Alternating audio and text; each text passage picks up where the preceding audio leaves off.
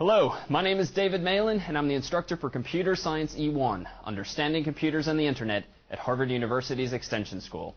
You're watching one of our videos of the week. For more such videos or information about this course, visit us on the web at computerscience1.org. Enjoy the show.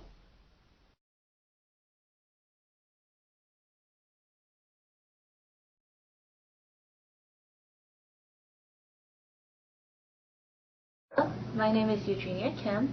I'm a teaching fellow for Computer Science E1. This is a video of the week on how to do a web search. So we're going to start with the very well-known Google.com. And as you can see, there's a little text box with a blinking cursor. This is where you would enter your keyword. A keyword is simply a search term that you can use to define and identify what you are looking for, such as a topic or a subject or the name of a place. So really any word can work as a keyword when you're doing a web search. You want to be as specific and as descriptive as you can when selecting your keyword. An example is baseball. If you type in the word baseball, you will find that you get 300 million websites or hits returned to you. Perhaps you have all the time in the world to look through every single page, but chances are you were looking for something a little more exact. So you might want to go back and search for the 2004 World Series. So you type that in, and instead you only get 12,900,000 hits for that search. Now that's still a pretty high number right there, but the more and more you cut it down, the smaller and smaller number of hits that you'll get. Now you might ask, why would getting fewer and fewer hits be better than getting a large number of hits? Well, that's because you want to make sure that you only get the pages that have the information that you are looking for. A lot of the web pages that are returned will either be repeats of each other, or be from the same website, or won't even have any relevance at all to your search. So say this is not specific enough.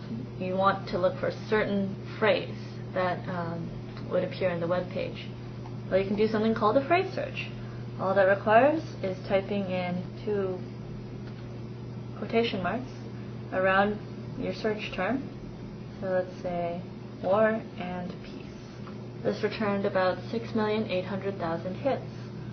If you want to see how many you would have gotten without the phrase search, you would have gotten 118 million hits. So you can see that just by using those 2 quotation marks already eliminate over 1 million hits. Other features that will help you, incidentally, is called advanced search.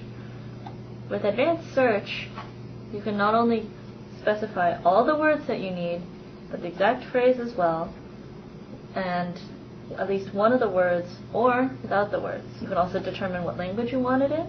So maybe you only want it in Czech, and you can say that you only want it to come from Prague.com. You can decide all of that right there on this page. Also, there are further options down here under the title of topic-specific searches.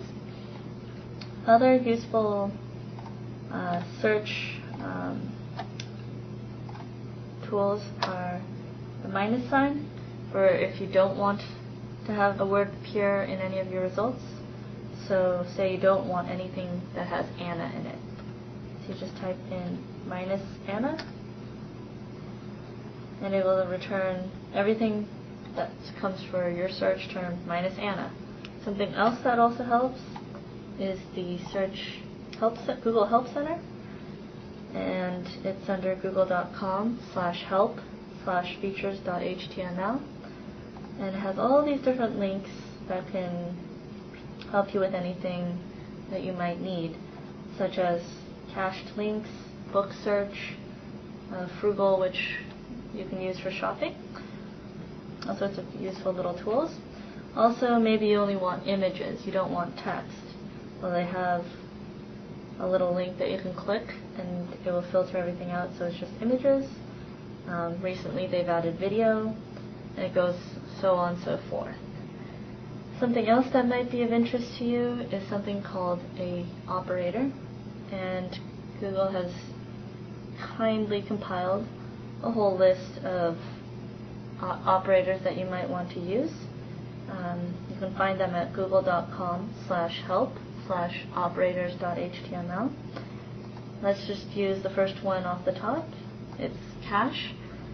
And so, as you can see, if you were looking on the Google web page, the cache operator would let us search for a cached version of a particular website that we might be interested in. For example, if you go to the main page for Google and type in cache:/www.cnn.com, it'll return to us the latest snapshot or cache of CNN.com that Google took while it was going through the web.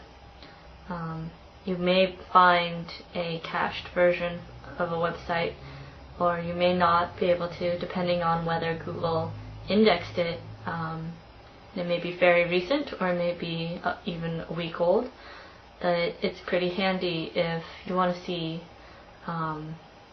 what a website might have looked like in the past, or if the main page is down and you want to see some version of the web page. Now, Google isn't the only search engine available on the web. Other famous ones include Yahoo and MSN. So let's just take a look at yahoo.com. And you can see it's a little fancier than Google's interface, but there's still the same text box and images, video, audio, etc. If we go to MSN's, again, we still have the little text box for entering your keyword, as well as images. This one doesn't have video, but it has news and local. Some oldies but goodies include AltaVista, and when you go to altavista.com, you get this slick little image that looks kind of like Google's, and that it's got the logo, text box, web images, audio, video, news. This particular search engine has a Babelfish translation, so if you want to translate from Italian to English, that's one option. Basically, as you can tell, there are a good number of different search engines out there on the web for you to use. So get out there and start searching for anything you'd like.